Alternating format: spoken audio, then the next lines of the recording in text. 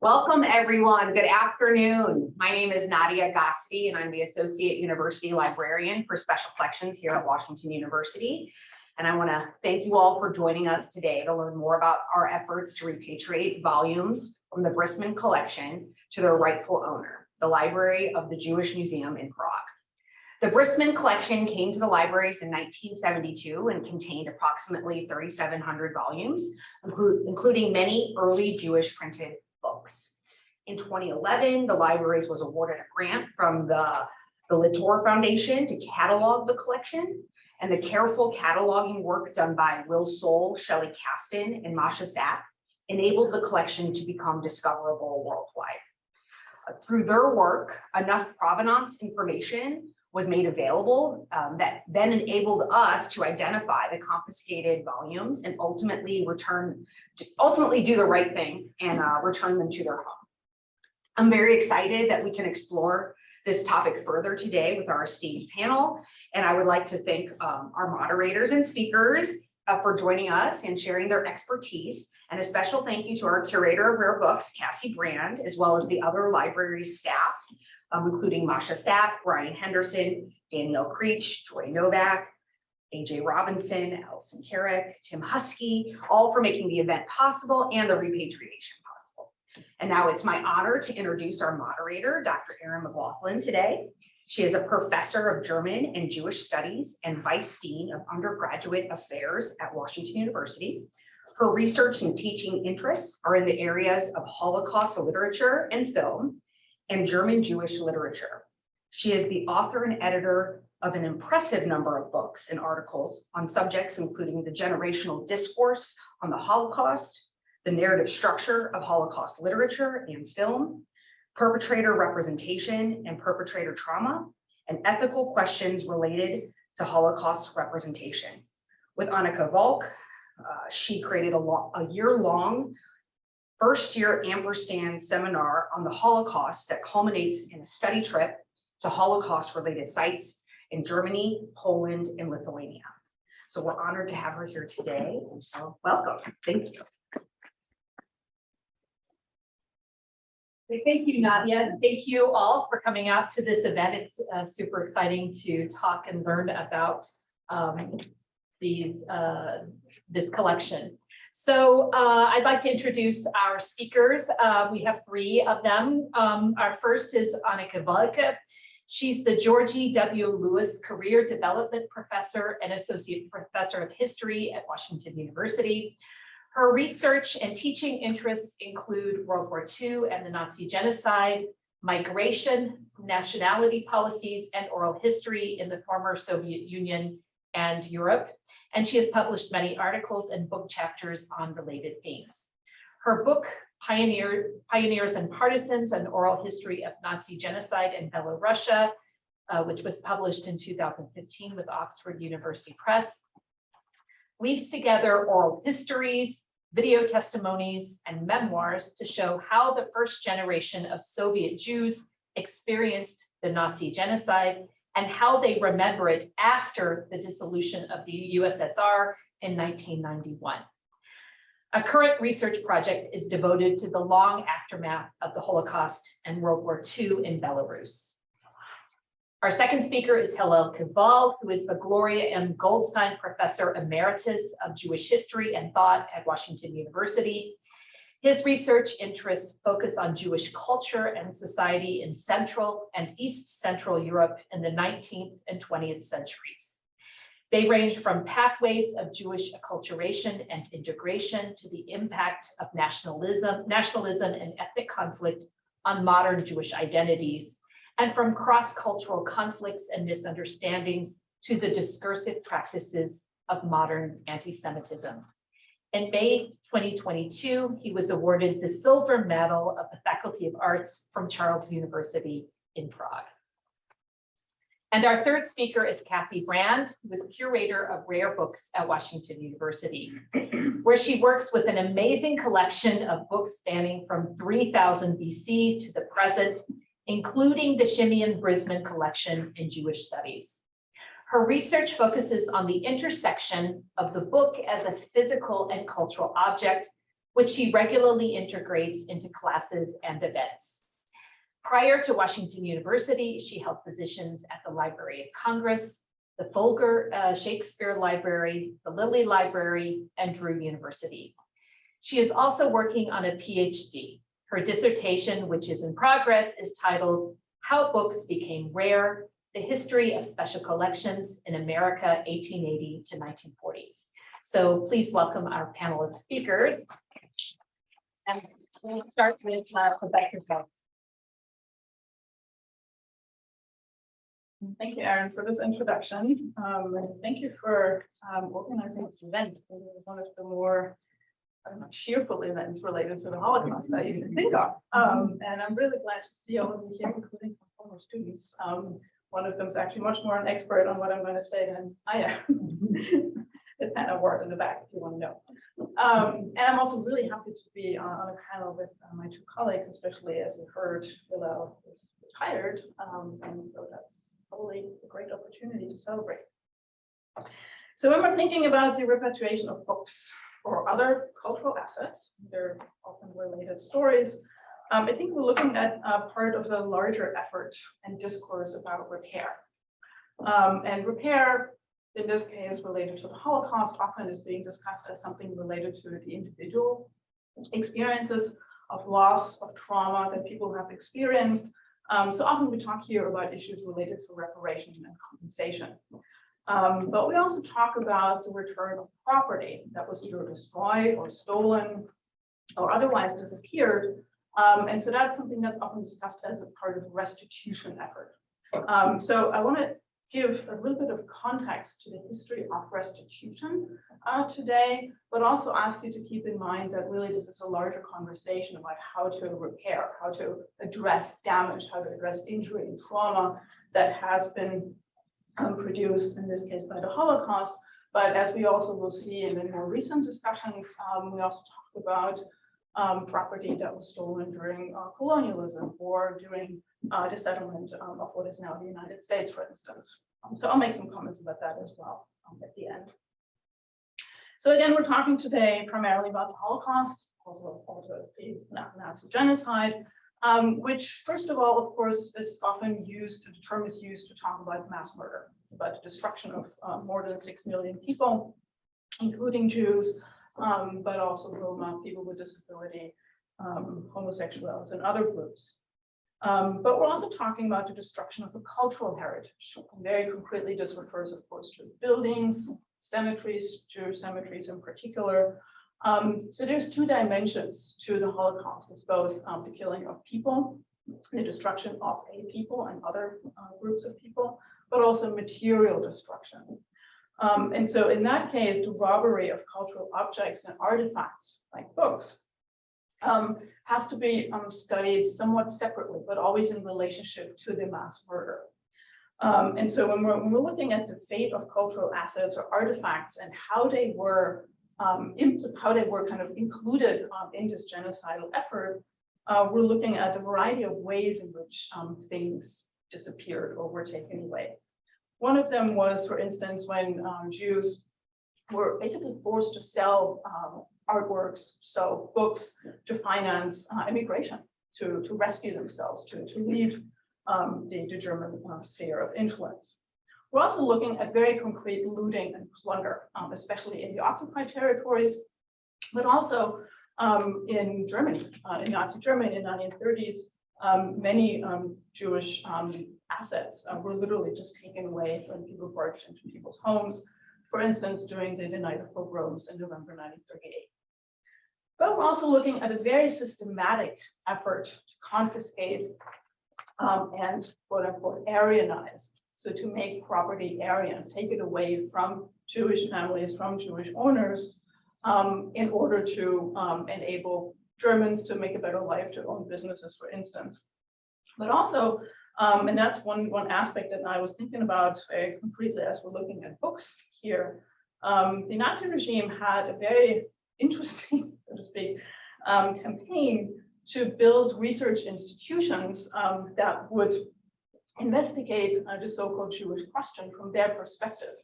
Essentially, the idea was that if they would be able to collect Jewish books or Jewish artifacts, they could study Jewish history, Jewish culture from their perspective in order to prove the racial inferiority of the Jewish race in the Nazi logic. And so one of the first things they often did in the occupied territories was to literally seize whole Jewish collections, Jewish libraries, and all the holdings of Jewish cultural institutions in order to build these kind of so-called research institutions. They never really came to fruition because Nazi Germany lost the war. But the seizure of whole libraries and collections is, of course, a major part of what we're talking about here. I also want to mention that there was resistance against these efforts. Some of you may be familiar with the story of the Vilna Ghetto. It was the so-called Library Brigade. They were literally trying to salvage the Jewish library by hiding it in basements, by hiding it, digging it into the ground, or sending it out of the ghetto. So there's also another history of the dispersal of Jewish books, for instance, that is not necessarily related directly to the Nazi efforts, but certainly a result of that as well. So overall, when we're looking at the robbery or the theft of cultural objects and artifacts, we're looking at, and these are numbers translated into calculation for 2005. We're looking at assets worth more than $200 billion. It's a huge amount of assets that we're looking at here. And these assets include about 600,000 works of art worth in 1945, $2.5 billion. And you have to multiply that by approximately 40 to arrive at kind of the current value that you could assign to that. And included in those billions of dollars worth of assets, the 1946 Commission on European Jewish Cultural Reconstruction that was trying to assess the damage came to the conclusion that there are about 500 collections of more than 1,000 Jewish books that were stolen, that were taken away from their Jewish owners. So they assumed about 300 million books. Private collections of fewer than 1,000 books made up about 5 million books that were stolen at the time. And again, these are estimates of 1946. By now, the more recent study assumes that there were more than 100 billion individual books stolen. So again, I think these are numbers we can't actually imagine. I don't know how many books are in this library, but maybe that would help to kind of get an idea of the scale. And so at the end of the war, both Jewish individuals, but also Jewish community organizations were really trying to reclaim those assets and that property and then those books, for instance. And so, of course, one could ask why. Why is this important? Why did they need books? Why did they need artworks back? And there's many ways in which you can think about it. One of them is, of course, that this theft, again, was part of a more systematic effort to destroy the Jewish people. So it is addressing very concretely an injustice in trying to kind of reclaim it. But I think more recently, people have also been talking about property as actually a sign of freedom. So the ability to own things, to have your own assets signals freedom. And so liberating or being liberated from war and genocide also included liberating those stolen properties in a particular way. And then on the other hand, of course, property also is an expression of personality. Like I think we all have things that we think express ourselves, that have certain value for us. And so if we're thinking specifically about book collections, that again, in many cases were actually records of Jewish history, of Jewish culture, it is also about reclaiming an identity, reconstructing that identity. And so therefore, very, very soon at the end of the war, in the summer 1945 already, many individuals and communities began to try to track down these properties and try to reclaim it. Often, unfortunately, very unsuccessfully. And I'm going to very briefly just give you a little bit of a chronology of these efforts before I'm talking a little bit more about the more recent restitution efforts related to cultural artifacts. And so when we're looking at the history of restitution, there's basically two key periods. One of them is the very immediate post-war period, and then the other one beginning in the early 1990s, approximately. And so at the end of the war, I think what on one hand we're looking at here is the very basic kind of personal efforts of survivors who came back from concentration or in some cases extermination camps, who returned home and wanted to move back into their homes. And were trying to reclaim homes, were trying to reclaim apartments, and often found them occupied by other people, and often were not able to reclaim those. But sometimes people also saw other people wearing the clothes of their parents or their grandparents. There's multiple stories from France to Belarus to the Netherlands, where you can read and testimonies, people talking about seeing other people in their father's suit, and then literally asking people to take off these pieces of clothing, and often they didn't. Right? So that's kind of another trauma that people experienced at the time. But it's of course also about furniture, it's about dishes, it's about bedding, it's about shoes that sometimes people recognize. And until today, you can actually find some of these items popping up in auctions or in kind of makeshift museums. For instance, in Belarus, I've seen quite a few where you see this is clearly Jewish cookware. Why is this in this person's home? And so this is, and it's kind of an ongoing history, if you will, of lost and unclaimed property, or not returned property, probably we should say that. So many Jewish congregations, on the other hand, were trying to reclaim buildings that had been seized from them, but they also often made claims for what was often called heirless property. So there was property, there was books, there was furniture and so forth that was known to have been owned by a Jewish person, but many of the Jewish people had disappeared, were killed, had been murdered, or had emigrated and were not could not be traced.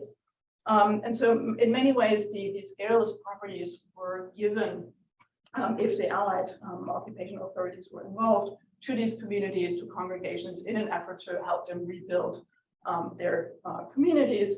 But again, and especially in the occupied zones and in Western Germany, that was often unsuccessful because as opposed to after World War I, the Allies had decided to kind of abstain for the time being from punishment because they were afraid that would kind of increase resistance against the occupation authorities in Germany.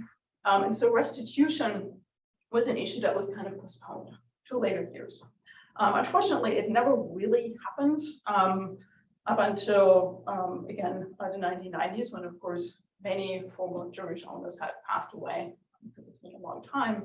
But between the kind of very early post-war period and the early 1990s, there were kind of marginal attempts, I would say, to really make an effort to return some of these stolen properties and artifacts to their former owners or their descendants, which was often, of course, most people had actually passed away or had been killed. And so even though in 1953, there was a first agreement between West Germany and the government of Israel about reparations, that was kind of the only moment in which, especially Germany and West Germany, who had assumed kind of the successorship of Nazi Germany, had kind of claimed or had acknowledged the fact that they are the successor of Nazi Germany. There was not very many concrete efforts to undo this injustice of stolen property. That changed in the 1990s and for a variety of reasons. On one hand, with the breakup of the Soviet Union and the Eastern Bloc more broadly, many archives were more accessible, and many scholars were able to learn much more about what actually happened during the Holocaust, including particularly in Eastern Europe. But because especially the Soviet army had also seized a number of German documents at the end of the war and placed them in kind of the closed Soviet archives, that was the moment that really the scale of the Holocaust, and especially of some of the more material aspects of it, became more and more known. And in addition, that was also the time that many Holocaust survivors were in old age and often had this moment of like, I need to tell my story, and began to tell their story to their children, to their grandchildren. And so kind of this third generation, essentially, and aging survivors together also contributed to an increasing knowledge about the Holocaust. And so more and more people started to ask questions. Well, what happened? What happened to your apartment? What happened to the art that was on your wall? What happened to the Jewish library in your hometown? And so more and more kind of commissions in many countries were established to study this history, because many governments realized that they actually have to address this. This is an unsolved issue. And they also often realized they have to address that because many companies were actually deeply involved in that. And so in an effort to kind of to protect these companies' efforts, say, in expanding onto the global market, they had to kind of think about their involvement in human rights violations. And then, so this is then the moment when, for instance, the involvement of Swiss banks who had held major Jewish assets were finally revealed to actually still have those assets and never had made an effort to return them to people who had been confined to concentration camps and were killed there, had never made an effort to track down these descendants. And so in 1998, that really was the time that the Swiss banks for the first time to really agree to pay out, and this was about $125 billion to both heirs and descendants.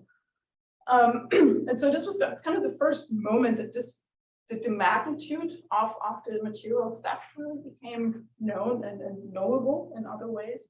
But also that more and more survivors began to speak up and actually started to sue companies, they started to sue museums, they started to sue individuals in part. And so since the late 90s, we have kind of an emerging infrastructure specifically related also to the return of Nazi confiscated or looted art. And just two moments I want to highlight here is, on one hand, in 1998 was a big conference in Washington about the kind of obligations or responsibilities of national governments to participate in the efforts to return some of the confiscated and looted art, but also to come up with a framework in which that would be possible. Because again, many of the artworks, their former owners were dead. It did not exist anymore, but maybe their descendants would be. And so developing an infrastructure for both descendants to actually track down some of these the assets or the very concrete artworks, but also then for institutions to engage with those claims. That was the goal of this conference.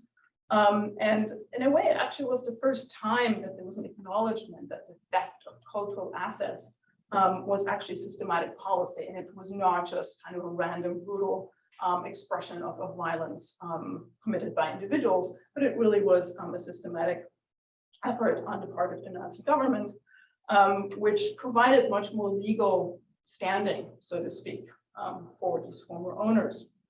And so since then, we've seen quite a few efforts of several countries to support what we call provenance research, so to track down kind of the history of a particular artwork, how it traveled, let's say, from Cologne to New York to the MoMA.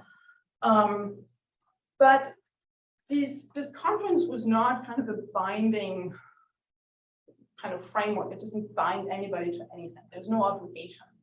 And I think that's one of the problems that we're looking at in the history of restitution, that it's often actually based on the goodwill of the current owners to participate in these restitution efforts. And that becomes, I think, very, very clearly when we're looking at some of the famous court cases involving, for instance, the Modern Museum of Art in New York, which has regularly been sued by descendants of former owners. Just for those of you who might be interested in this story, what is interesting to look up in the 1990s, there was actually a painting seized by the FBI from MoMA when it was on display there. It was owned by a Vienna-based, so an Austrian museum, and it was on loan from MoMA. And so the FBI seized it in order to support the descendants' claim. It's a long court case, ended actually in the defeat of the MoMA. But it was also pretty obvious that these museums often resist returning these artworks for probably good reason, but I think the right thing to do, like doing the right thing, would of course be a different approach, right? So I can give a number of examples, but I think I'm running out of time. But I just want to end with saying that this is, of course, an ongoing conversation. And as I just mentioned, it often actually is hindered by the interests of current owners. And then that's why I think efforts like this of the Olin Library to repatriate looted books is all the more important and commendable. Because as a reminder, among the many abandoned and stolen artworks in 1945, there were millions of books. Many of them were abandoned in kind of ruined buildings, in crates that the Nazis literally had shipped from, let's say, Minsk to Cologne, where they wanted, or Berlin, where they wanted to create one of those research institutions. And so very quickly, the Allied authorities began to try to track down the former owners, but in many cases were unable to do so. So what in the end happened was that several scholars and activists, including Hannah Arendt, which I didn't know until when I was reading about the story, participated in sending often whole book collections to Jewish communal organizations, kind of in an effort to help them support them in rebuilding their communal life. But many of those crates also were bought for not a lot of money by booksellers and book dealers, which then in turn often sold them to libraries. And I think that's how some of these books also ended up here, because that's also a story that we can look at in a number of university libraries around the country right now. But I'm going to hand over to Hillel because he will tell us the exact story.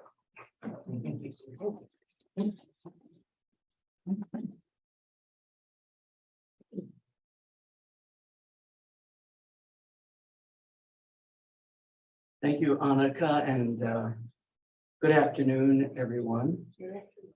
Yes, how did these books end up at Washington University in St. Louis?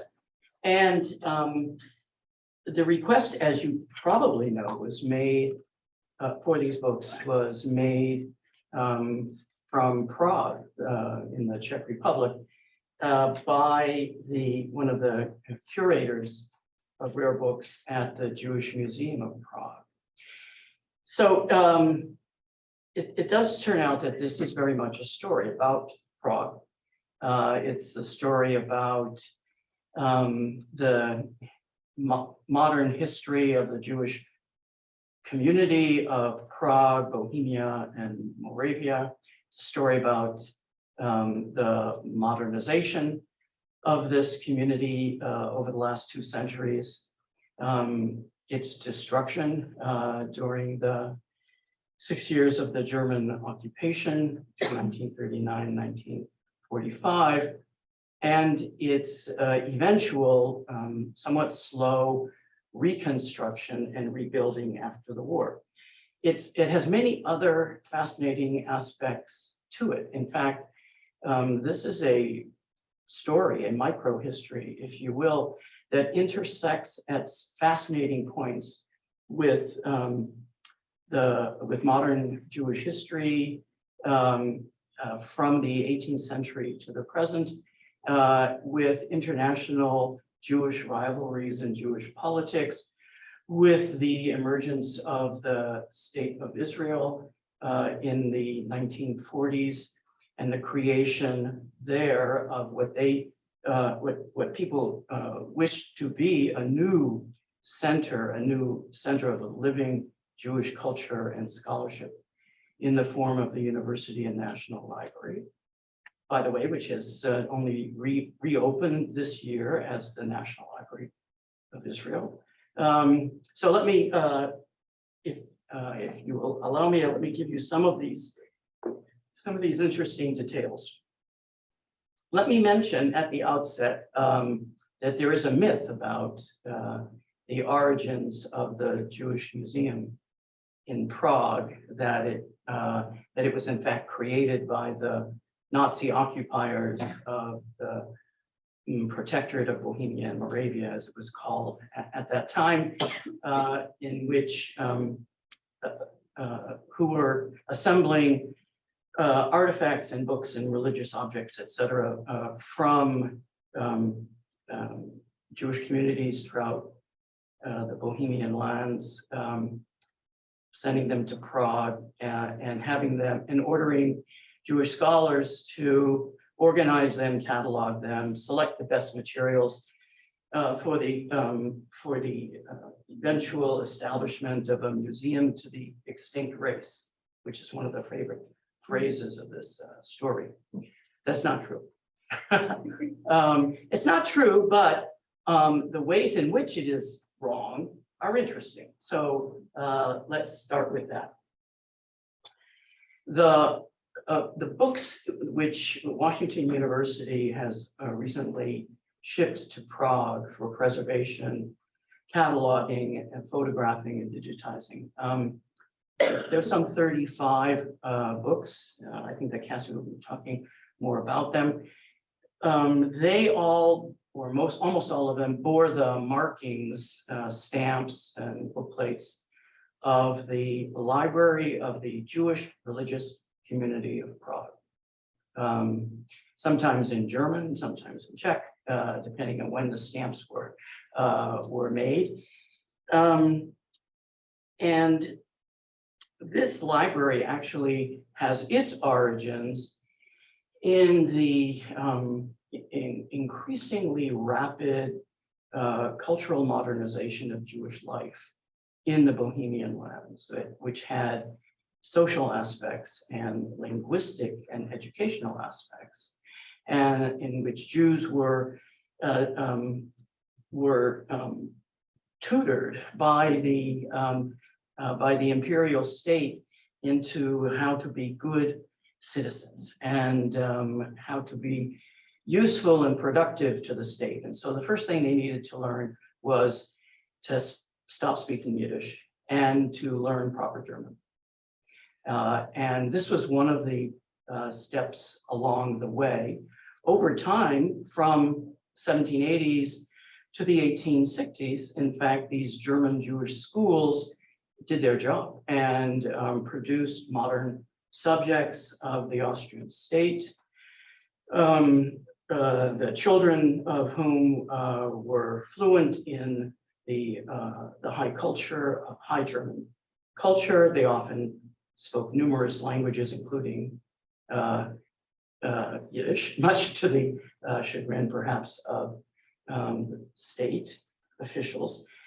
But this population was becoming increasingly urban, increasingly mobile, and increasingly non-religious or secular. And many families in the mid-19th century they had these wonderful collections of Hebraica and rabbinic texts and Bible, etc., and which they really had no use for, and they were donating these to the Jewish community. They're organized as an apolitical religious community, unlike the pre-modern community, which was actually a self-governing political entity in Prague.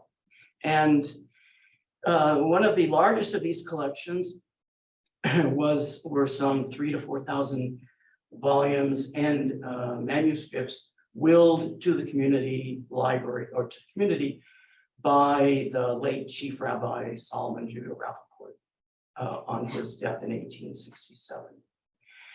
So this is the origins of the library of the Jewish community. And the next important historical marker or transition point concerned a major urban renewal project that the city fathers of Prague were engaged in to knock down the slums and to rebuild the center of Prague. Of course, those slums, and they were slums, those slums and that those central districts that were so desired for the economic development of the city were the old Jewish quarter of Prague, sometimes called the Prague ghetto, although legally the ghetto ceased to exist with the revolution of 1848. It was a major project that took over a decade and in which entire streets and blocks were raised, and there were just vistas and vistas of rubble all over the place. Now, like many urban renewal projects, the residents themselves or their ancestors, let's say, had no real say in this project. It was known colloquially as Finis Ghetto, the end of the ghetto. This would be a mark of advancement, progress. We finally get rid of the ghetto, which is just filled with crime and prostitution and racketeering, et cetera, et cetera. In the process of this urban renewal project, numerous Jewish, very old Jewish institutions, mainly synagogues, were also marked for demolition. 3 of the most important late medieval, early modern synagogues were destroyed. 3 remained. And I should say that when we as tourists go to Prague to look at the Jewish Quarter, what we're looking at is the remade urban renewal Jewish Quarter. We have to imagine much more cramped, stifling, unhealthy spaces, which there was no more room to build out, so people would build up. They kept increasing the number of stories and buildings, etc. Well, this event produced a degree of anxiety among the Prague Jewish leaders and scholars that the history of this and the material past of this large community was destined for oblivion, that it might be lost. And so it was in 1906, in fact, that the Prague Jewish leaders got together and created a Jewish museum, and in which they assembled many artifacts, books, religious objects, etc., from just those institutions that had been marked for demolition in the urban renewal project. So it's really Jewish modernization and Prague's own urban renewal, pardon me, that provided the context for the creation of the Jewish Museum of Prague, which then continued uninterruptedly from 1906 until 1939. Then we have the German occupation of Bohemia and Moravia. And what happens at this point, which is important from our perspective, is the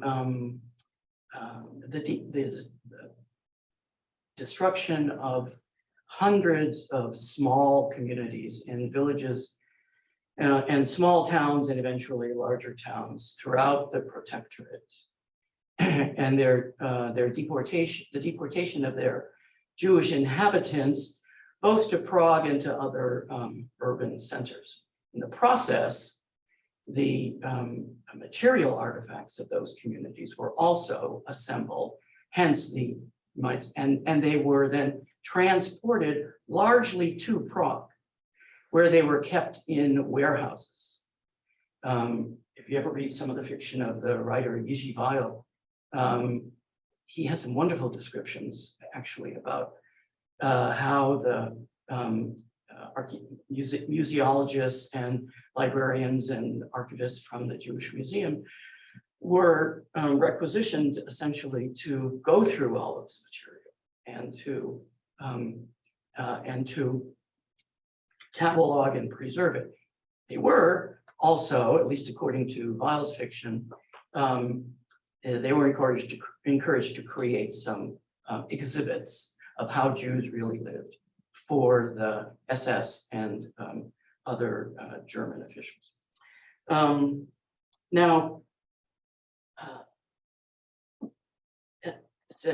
Here is where the story gets, I think, well, how shall I put it, both extremely interesting and terribly sad at the same time. Very devoted people from the Jewish Museum were involved in this work, as I mentioned. Among them were Tobias Jakubowicz, who was one of the leading, the main librarians of the Jewish Museum at the time, I believe not native to Prague, but had been employed in Prague by the museum for a long time. Hanna Volavkova, who was also one of the museologists active in the 1930s and 1940s. A librarian named Otto Muneles, who I believe also had a rabbinical ordination. For a while, these people were working in Prague.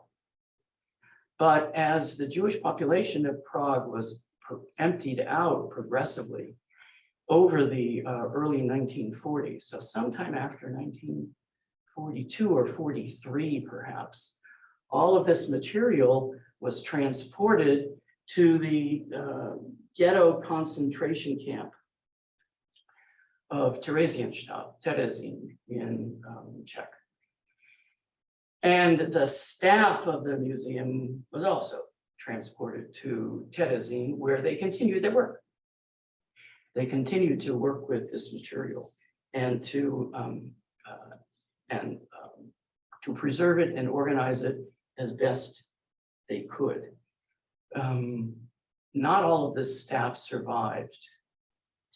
Jakubowicz was deported to Auschwitz in 1944, where he was murdered. Hanna Volavkova was, I think, the only pre-war staff person from the Jewish Museum who survived. And she returned to Prague in 1945 and actually was named first director of the Jewish Museum in that year. Otto Muneles became their main librarian. That's part of the story. It's even more complicated than that, because Bohemia and Moravia obviously was not the only location in which the plunder of these cultural treasures was taking place. Many parts of Central Europe and Germany were involved as well, including institutions of higher learning. For example, the Jewish Theological Seminary in Breslau, today's Wrocław in Poland, the Hochschule für die Wissenschaft des Judentums in Berlin, and the Orthodox Rabbiner Seminar also in Berlin. All of their libraries were confiscated and dispersed as well. Many, but not all of that, many, I'm not sure how much exactly, of that material made its way to Theresienstadt, where it was also being cataloged. And then the war ends. And as Annika mentioned, the anticipated institutes for the study of the Jewish question never materialized. There were depots of confiscated material in Frankfurt. The largest, I think, was in Frankfurt, in Cologne. I'm not sure about Berlin, and of course in Prague, or from the materials from Terezin moved back into Prague. And it's at this point that the Institution for Jewish Cultural Reconstruction became involved. They weren't the only ones involved, however. There were also representatives from the Hebrew University in Jerusalem, the National University Library in Jerusalem, and of course book dealers, whom we mentioned, all of whom are involved. There's a lot of disorganized, chaotic movement of books and artifacts and manuscripts. And there's conflict. There's intra-Jewish conflict, if you will, surrounding this whole enterprise. The Institution for Jewish Cultural Reconstruction brought in, as we heard, Hannah Arendt from New York, also the great Jewish historian at Columbia, Salo Baron. they set about organizing this material and on occasion preemptively sent some materials to surviving Jewish communities or returning Jewish communities in Central Europe. But there was much more that there was just way too many volumes for this to for that to be a satisfactory solution.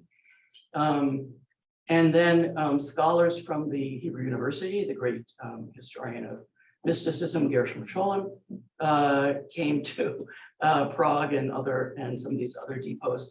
The first rector of the Hebrew University, who was also the university librarian there, and a professor of philosophy, and a longtime classmate of Franz Kafka's in Prague, Shmuel Hugo Bergman. They assembled, and the arguments were, well, who owns this, or who ought to own this material? There could be a point made that this is European Jewish patrimony. It ought to be returned. But 90% of the Jewish population of Central and Eastern Europe was murdered. So to who should be the owners in that case? Did the state own them? Germany? Could Germany claim this? Could Czechoslovakia as a state claim this? Who exactly?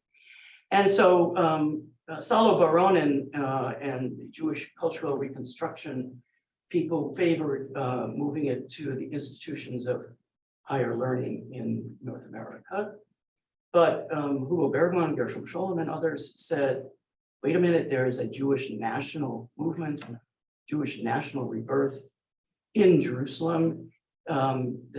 This material is owned by the Jewish people. It should be brought to Israel. And in the meantime, also book dealers were buying this. I should mention before I sit down, there's a wonderful dissertation that I just finished reading about a half a year ago from the Hebrew University of Jerusalem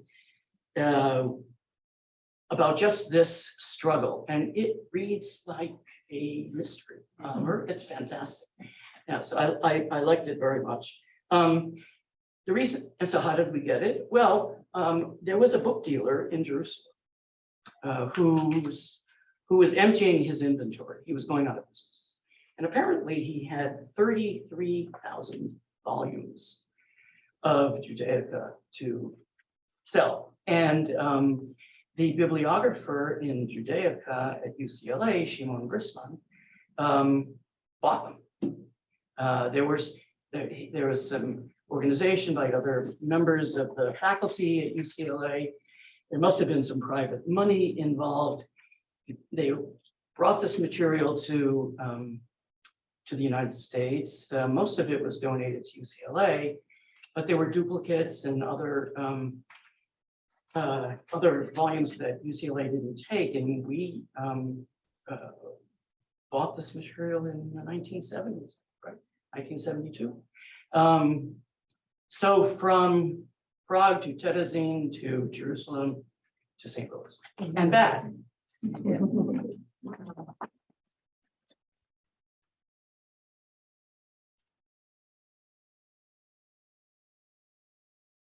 Good afternoon. I never thought I'd be giving a talk on repatriation because it is not my area of expertise, but I was so pleased to be able to be involved in this project at WashU.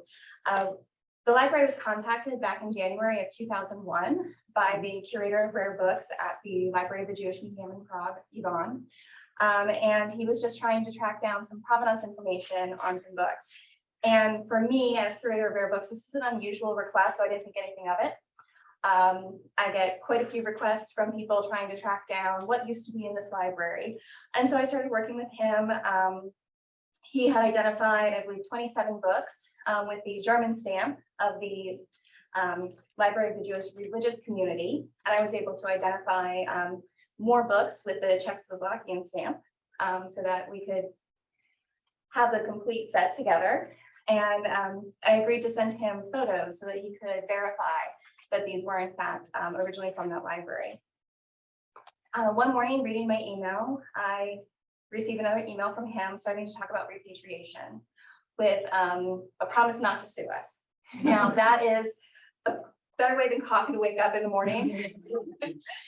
So I immediately forwarded the entire chain to people with much higher decision-making power than I have, and started looking into their claim. And within 5 minutes, it was extremely clear that these books belong to them. And I'm very pleased to work at an institution with people who agree that the right thing to do is to give these back. But in the meantime, I still had to do due diligence. I still needed to research into different aspects of the collection. And so I started researching into, do they own these? Yes, very clearly. All of these books are marked with the ownership stamp, which is a very clear indication that these were from that library and should go back. But I also wanted to do some research into how we got them, how they got here, and what kind of responsibilities we might have to any donors who may have been involved in the receiving of those books. And so I started looking into our Simeon Brisman collection and how that came. Hello covered a little bit of it, but Simeon Brisman was a Jewish man who was born in Poland in 1920. He fought in the Pacific Theater during World War II and moved to the United States in 1947. And he worked for many libraries, but also as a book dealer. So very possibly one of the dealers who were buying, and as Hillel said, he was integral in bringing the Bamberger and Mormon complete stock of those 33,000 books to UCLA when he was the Jewish bibliographer there. And WashU did buy the duplicates. In the meantime, Brisman was also purchasing a personal collection for himself. And he arranged for the sale of that collection to WashU as well. And so we bought the UCLA duplicates in the late 1960s, I believe it was 68, and then purchased his personal collection in 72. We sold the duplicates to University of Arizona. This was quite a thing back then, in 1974.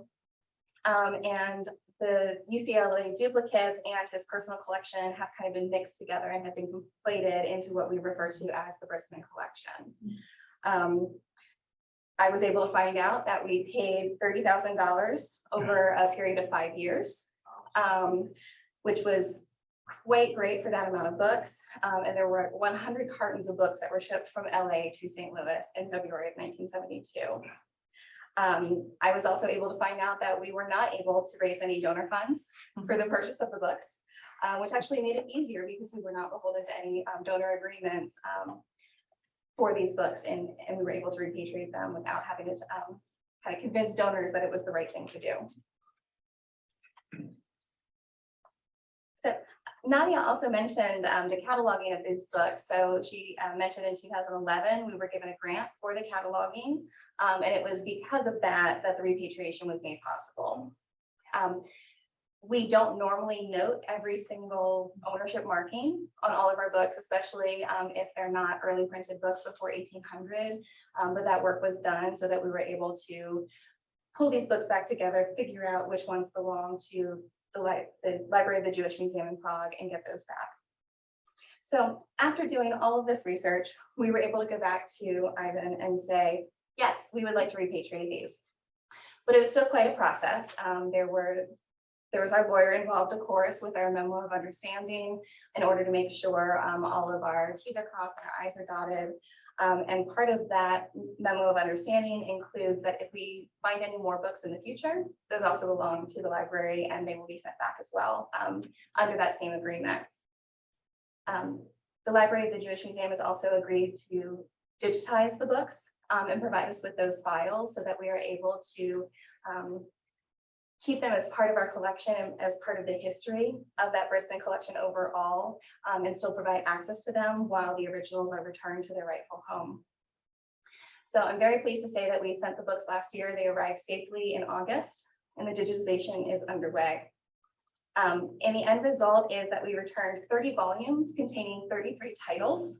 Some volumes included more than one book bound together. And then one was a 2-volume set. And this has allowed us to put together kind of a template for repatriation for if and when other claims might come up. And actually just a month after we returned the books to Prague, a second claim did come up from a library in Switzerland, and that process was quite a bit faster because we already had the template in place. and we were able to return that book that had been stolen in the 70s. So I want to thank my fellow speakers for providing so much context, and like to have a discussion now. So you said 33 titles, 30 volumes were repatriated, and yet we began with 100 cartons of books. So I'm just wondering, is there a possibility that the provenance of some of these other books may lead to repatriation? What do we think is our responsibility to sort of be, I hate the word, but be proactive to get ahead of it? And how do we do that? And, you know, what are some of the other ethical questions involved? I think Great that, question. yeah, the question on whether or not to be proactive is a really fantastic one. I would love it if we had enough staff to be able to go book by book, and we just don't. That would be extremely time consuming. However, now that we've been through the process once, we know better what to look for. So if we come across something that we believe is owned by somebody else, we could do that research, and we would certainly reach out to that person or that library. But it would have to be, oh, we came across this type of situation. But like with the book from Switzerland, if somebody makes a claim, we also have things in place that could speed up that process for them as well. So while we would like to be proactive to be able to go through all 3,700 books, I don't know that that is currently feasible. That's what you need a graduate student enter. There you go. Somebody to do research projects. I answer to that, and part of the sad reality is that the cataloging was incredibly proactive. And having the images online, so anyone can go see them and look at them, and then that can help in identifying, and that's not good enough, right? But it was like just the lack of, or the limited resources that are available to libraries writ large, where just the act of being able to catalog all that to that detail required outside funding. Right. So if you know any donors who want to support this effort. One of the things we had tried to do is approach some donors to potentially get a fellow who could do this type of work, who could also work on the website that we have on the Brisman collection to bolster that and create more access and accessibility. But again, it all comes down to funding. And it's sometimes a hard pitch to say, will you give us money so that we de-accession? Yeah. You know, I'm not usually one to give books back. So I actually have we don't have a question for the panel at large, and I think it's a larger question, which is, given, as Hillel says, that 90% of the population, the Jewish population of Eastern Europe, Central Europe, was murdered during the Holocaust, and that there are not, I mean, there are recent attempts, particularly in different parts of Eastern and Central Europe, to kind of restart Jewish communities and reseed, I guess is the word, maybe reseed Jewish communities in various places, to repatriate the books to their original institutions when the original institutions are not serving the same sorts of populations. What are the implications of that, and how do you see? I mean, it's an interesting ethical question about who is reading these books now, who's accessing them, and who are they for? So I'm hoping you've done more thinking about this than I have. Well, if I can begin, I would just remind us that these questions were debated rather vigorously in 1945 as well. And the whole issue of ownership after the fact and who would get the most use out of them. Who is the collective owner was one of the questions that was being raised. Is there such, is it the Jewish people, for example, which is what the Hebrew University and the National Library were trying to argue later, or is it a small community in Central or Eastern Europe, no longer in existence? Is it an elderly and small community, even in a place like Prague or Košice or Brno or someplace like that, and what use would they get out of it? Now, so I don't want to say which answer I would prefer personally, but only point out two things. One, that the after 1989, in the newly independent and democratic Czechoslovakia, now the Czech Republic, the Jewish Museum of Prague has a very different profile than it did in 1945, and it has an international presence. It is a place to which scholars from all over the world could go to do work, and it's also a major tourist attraction as well. So that it's one can see how this can be part of a living arrangement. Yeah. Let me just mention that this was recently, these cases were argued in courts in Israel and Europe about the Nachlass, the literary estate of Franz Kafka, right? Because some of it had been in Oxford for a while, and some of it had been given to the secretary of Max Brod, the writer in Tel Aviv, and she was clever enough to sell a few manuscripts for over £1 million to Germany and to the library in Marburg. But the Israeli government argued that that Brod settled in Palestine in 1939. And Kafka was a Jewish writer, belongs to the Jewish people, and this archive belongs in Israel. Actually, in the end, the state won. Israel won. Just recently. Didn't Kafka say, "I hardly belong to myself"? Yes. Yeah. What do I have in common with Jews? Right. Yeah, he did say that. That's He did. Because another way to think about it would also be to say these are actually part of the national histories and then not quote unquote just of the Jewish community. Yeah. And I think that was another right. argument in That was one of the arguments. that the Allied authorities actually wanted to go to return the books to the national governments where they had come from.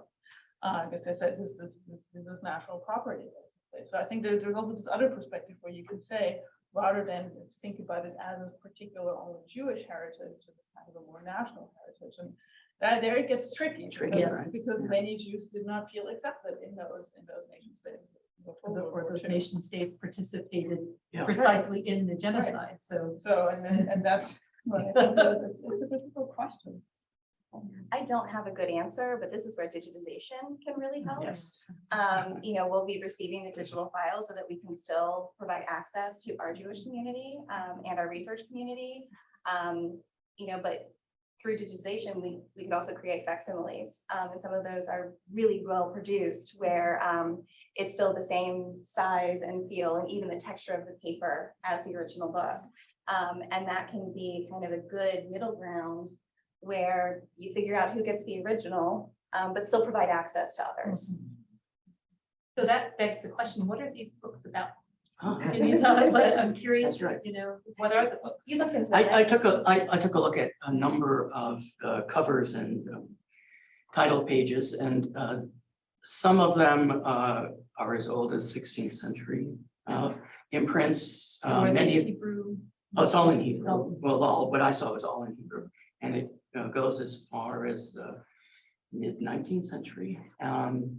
And it includes works, really quite precious works on Kabbalah, early Jewish mysticism, later Jewish mysticism, Hasidism, on rabbinic commentaries, and also there are works from the earliest decades through the 19th century in what we would call today academic Jewish studies, what at the time was called Wissenschaft, Wissenschaft des Judentums, and so works on Hebrew grammar, works on philology, and grammatical excurses into rabbinic tractates, etc. So not things that we're going to read every day after breakfast, but some quite rare materials. Here's a question in the chat. Are other library institutions doing similar repatriation work? Are we leaders in this? Yeah. There are some other institutions, UCLA repatriated 3 books last year. Or might have been 6. Maybe less than Yeah. less than 30. Less than 30. But possibly also related to Brisman and possibly from that original 33,000 that came from the bookstore in Jerusalem. So it is something that is certainly being talked about in the library community. I'm not sure how often it is coming up and happening, but I would like to see us as a leader.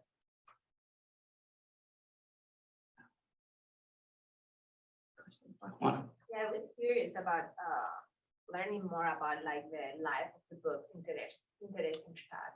Like, did people have access to them? Were actually available to the people here? No. There was no lending library in Theresienstadt. Obviously the museum staff that was working on them could look at them and treasure them.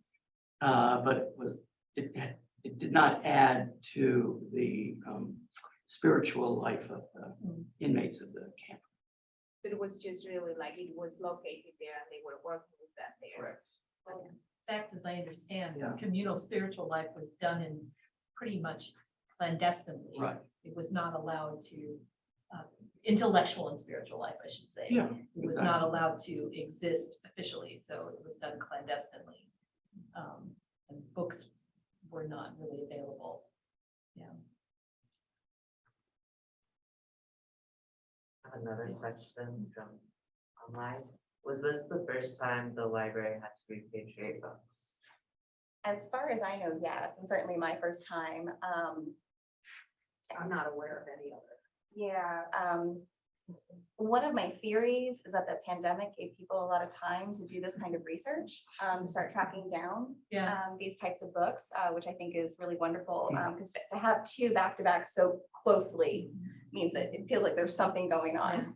I wonder too, the role that the, ever greater digitization is having. I Yes. mean, such that it probably would have, how that could have been tracked down, let's say 40 years ago, and now it's a very different thing. Somebody can actually do some pretty amazing searches. And we have ever greater search optimization as well, right? Absolutely. I know at least for the book that was stolen from Switzerland, they were using WorldCat. And they were able to find that there's only 4 copies in the world of this book. So you can very easily go look at the 4 library catalogs. But one of the things about WorldCat is you can't put copy specific information into it. And so you have to go to each individual library catalog to find what makes this copy different than all of the other copies that were printed at the same time and have had different lives since the books were printed. There are projects like Footprints out of Colombia, which is specifically tracking the provenance of early Jewish books, where different libraries, including Washington University, has gone in and been like, okay, we have this. This is everything we know about where it's been and when, if we have that information. But a lot of times it's really difficult to do provenance research. We might have a name and that's it. And we don't know which John Smith that might be. Or where he was or when he was, any of that information. And it's one of those reasons that we try to put all of that information in the catalog when we can, so that people with more expertise than we have can find that and tell us more about books. Do you know about a program where they have taken Torahs that have been saved from different communities and given them to different congregations? I know our congregation has. Yes. I do. It was organized by the Westminster Synagogue in Britain. Well, this is one of those things that comes directly from the plundering of Jewish communities in Bohemia and Moravia. And then their centralized deposit in Prague, then Terezín back to Prague. And then they were where they were after 1945, they were warehoused essentially under the auspices of the Jewish Museum. Now, I've never, here I think I will break my rule and give personal opinion. I've never really liked the descriptor rescued. Because the Jewish communities in the West that received these, paid for and received these, weren't really rescuing them from anything other than disuse. That they had been warehoused. And after 1945, the Jewish Museum in Prague was nationalized and became a state enterprise, known as the State Jewish Museum of Prague, which until 1989. And it was really the state that decided or that agreed to sell these Sifrei Torah to this organization in Britain for hard currency. And so the state did it for hard currency. Western Jewish communities feel that they're doing a great deed. And maybe they are, I don't know, but it was not, there was no real rescue involved. Ours came from a community called Holosov, Holosov. and I don't believe it was purchased, but that would be interesting. Well, it was purchased by this Somebody, Westminster group, and then they may have given them. I thought it was for- we will bury these, or you people can make use of. Yeah, it could be. But they really weren't going to be buried. Many of them were not ritually appropriate for synagogue use because they had mistakes or tears, and they had to be repaired by scribes. So in that sense, they might have been buried if they couldn't be repaired. Another question. Is there any evidence suggesting that the Jewish Library may have deaccessioned or sold part of their collection? In these cases, it may be difficult to determine whether a given item left the library legitimately. That was a discussion that we absolutely had, because if they had been deaccessioned before World War II, then we would have been the legitimate owners. It is extremely hard to tell, and it is extremely hard to prove one way or the other. However, the fact that the entire library was confiscated by the Nazis, to us at least, constituted reasonable proof. And there will never be 100% proof. But it's really reasonable to believe that yes, these were confiscated, these were stolen versus deaccession. And the library actually still has really amazing records. They sent us like some of their catalog with the books listed. Had they been deaccessioned, it's likely that they would have been crossed out or marked in the catalog in some way. We did not ask them for that. I was asking for more information so that we could possibly identify some that may not have the book stamps on them. I'm just trying to learn as much as possible about, like, what did your books look like? What kind of physical attributes do they have, so that if there were books without that stamp, we'd still be able to identify them. I'm curious then how the accounting happens here. You know, I don't know anything about deaccessioning except what the discussions that have been around it over the last, I don't know, what is it, 8 years or something, you know, after the, I don't know when it happens. So I know more than I thought I ever would. But in terms of accounting, you know, these are also assets of the university, and how that is, you know, when you deaccession a book, you know, how that is accounted for in terms of the greater, you know, value of the assets. And so was this considered, first of all, deaccessioning in terms of your vocabulary, your accounting system? And does that have any sort of impact on, you know, sort of how we value our collections in general? I'm not sure if, at least I ever considered it to be a full deaccession, because we are kind of replacing with the digital. Right. And we're still able to provide access to at least the content, if not the physical book. Is that, will that be limited to the WashU, you know, so anybody could get digital access to the book? The most recent book that we repatriated was 1907, so everything is out of copyright, which makes it really easy. So all of it, so we will be making them freely accessible online.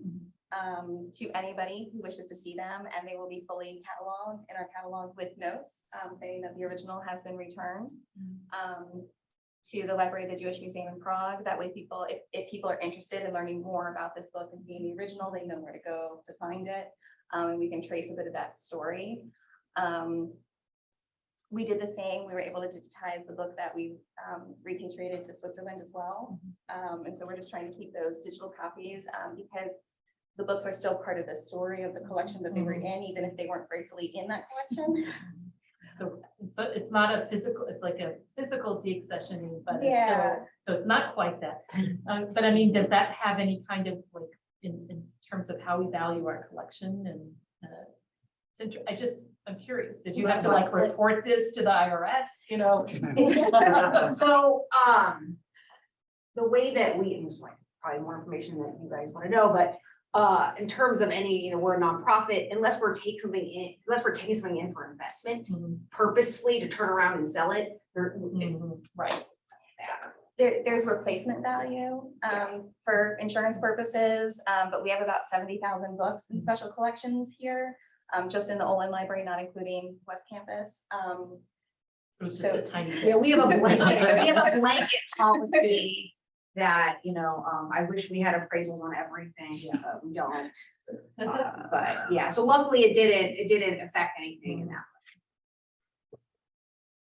Gave us a little bit more shelf space. Yeah. Not enough. Never enough shelf space. Perennial problems. Libraries and special collections. You mentioned a wonderful trip. Was that in the past, or might that happen again to see sites? Oh, the ampersand. So this is unrelated, but this is a program that Annika Balk and I have created for first year undergraduate students, where they take an entire year-long course on the Holocaust, a course with Annika and Holocaust history in the fall, of course with me and Holocaust literature, film, museum, the monuments in the spring. And then we take the students on a 2-week. Feels like a 2-year trip to Holocaust related sites in Germany, Poland, and normally Lithuania, although this year we're not going to Lithuania, and largely because of the war in Ukraine. So yeah, we've done that. We've done the program. This is our 5th time, but we're only able to travel for the 3rd time because of the pandemic. I was wondering, like, so when you initially received this email, what were like the library's like first steps in the research process when you actually received the email? I mean, the first thing was just send it up the chain. So, because I never want any of my bosses to find out that there could be legal action. From anybody but me. And it was quite a fast series of emails. I included Masha Sapp, who was our special collections cataloger, on that email because she was involved in the cataloging of the Brisman collection and knows a lot more about the collection than I do, especially at an individual book level. And so I forwarded the email, I highlighted the relevant part, and I was like, I'm gonna go research right now. And about 5 minutes later, I'm like, they own the books. And that's when I started like. What year was that? When you got the first email? 2021. 2021. So things have moved fast, Yeah. Yes. very fast. So after that, I had, quite a few conversations with Joy, my direct supervisor, to be like, okay, what do we need to know? And that's when, she was the one who brought up, we need to know if we owe donors anything, if we do give these books back. And so starting to think about, so there is not a lot of information on the Brisman collection. We have about 3 folders about this thick in the filing cabinet with just emails and memos and all kinds of different things. And so I went through every piece of paper there, trying to find as much as I could. And unfortunately, we don't have any of the information from before they got like to UCLA or here. And because the 2 collections, the duplicates and his personal collection, have been mixed together, we don't have a way of figuring out, like, did these just come from the duplicates and therefore possibly the bookstore in Jerusalem, or so it's kind of harder to track down, as so often happens in archival research, but just kind of trying to go systematically what can we learn? What do we need to learn so that all of our ducks are in a row by the time we get back to them and tell them like, okay, we're willing to do this. And, you know, Yvonne was so lovely throughout the whole thing. As Annika said, like, it almost felt like he was walking on eggshells to make sure that we didn't shut down and deny access at some points. And so he, you know, every email was, thank you so much for talking with us. Could you also provide? And, you know, I hope he wasn't lovely just for that reason. But it was really easy to work with him and kind of share the information back and forth. Well, certainly these high profile art, especially art cases really have, especially art institutions there, they are very wary and very, you know, and it's where artworks that have really high value Yeah. are concerned. The other thing, I'm doing. That was part of, we also spent time thinking like, oh, we have to figure out how to digitize this, because we assumed that we would have to do the digitization, and then it was like pretty late in the conversations, like, oh, let's just ask them if they could digitize it. They probably have that ability too. Yeah. And so that was part of it too, realizing we could make this happen faster. We could just like outsource it and we can get them the materials faster. Yeah, and there was a little bit of a delay because, you know, we were looking for that donor, you know, for the fellowship and the research, but we were also hoping for them to pay for the digitization, but also the creation of those physical facsimiles. So we would still have a book on the shelf, but also something to like show at an event like this or you know, put on exhibit. I think what the story also really shows is that it really depended on you. Like you could have deleted that email. Yeah. Oh, you never got it. Maybe you can answer that. Some people were trying to get things back and just running against wall after wall after wall, because there is no legal framework, right? You cannot sue really anybody other than we could have sued you. But are they going to do that? Can they afford that? It's a big question. Right? Well, when I was talking with the Swiss ambassador, when I was returning the book, he was telling me that he's working with the Department of Homeland Security for them to help go after this book where the owner isn't being as cooperative. And so it's one of those things where I'm like, okay, glad we cooperated. Here, it's what's so amazing about this, and I'm also thinking of I don't know if anyone knows this. There's a book called Outwitting History, and I can't remember the guy's name, but he's the one who created the National Yiddish Book Center in Amherst, Massachusetts, and he tells this amazing story of like going and dumpster diving out, you know, outside of people's apartments after, you know, a family member dies, and there are all these Yiddish books that nobody knew how to read and how he rescued them. And it's sort of this heroic story. And it makes me think of, you know, you don't normally, our culture does not view librarians as heroes, typically speaking, but I actually think there's something very heroic about the lengths to which people go for books that may or may not have any meaning to you, but because you can't read them for one thing, but have meaning to someone else, and to recognize that this is you know, this larger cultural heritage that we have as humans, and that we go to great lengths to preserve them and think about their ethical, you know, what the ethical ownership is. Isn't it Aaron Lansky? Yes. Aaron Lansky, right? Yeah, Lansky's right. Yeah. It's a great story. You have read it. Well, and as Nadia was saying earlier, one of the reasons that we went after that grant, I say we, but before my time, Washi went after that grant for the cataloging and cataloged at such a detailed level was because these were Jewish books. And because of that potential history of these having been stolen and removed from their families. And one of the largest pieces of engagement we get with the Brisman collection is through that website. And it's often somebody being like, that's my grandfather's address. I didn't know that. And so kind of that personal connection, and to be able to have that cataloged at a level that some would refer to as navel gazing, just creates that access to the specific set of books that really need that level. So we have time probably for one more question. I'm curious how long it took, excuse me, to get from here to Prague. Like, how did you ship it? Joy took care of that more than I did. Do you remember? I just talked to the person who did it. I think it was pretty, Brian's. Yeah. It's like a couple weeks just, I mean, a week, it wasn't long. We It was- just And used looking DHL. boxes. Did we Yeah. take out extra insurance on it? We did. Okay. Our conservative packet. The question is, did you sleep? while- Yeah. Well, as I was telling people earlier, I tried to get the library to send me with the books. Right. Oh, yeah. That would have been a good story. Yeah, and they would fit nicely in like a little carry-on suitcase. You could put like a trench coat and a hat and it's just atmospheric. Well, and the hand cup. Hand cuff, got it. Yeah. But then there was also a concern about like, transporting Yeah. like cultural goods across, because we no longer own them. No, so they were packed by our conservator, which means they were packed extremely well, and very padded, so they could have kicked the boxes down the stairs and the books still would have been fine. But yeah, I think just like a couple weeks. We just used internet, like I think it was just DHL and arranged it. Yeah, I don't even think it was that long, probably like a week. And as soon as we got the tracking number, we sent it to them. So we were all just like eyeing it. to make sure. Well, I want to thank the panelists so much for a really illuminating event. It's really fascinating, and thank you for all for coming out. Thank you. And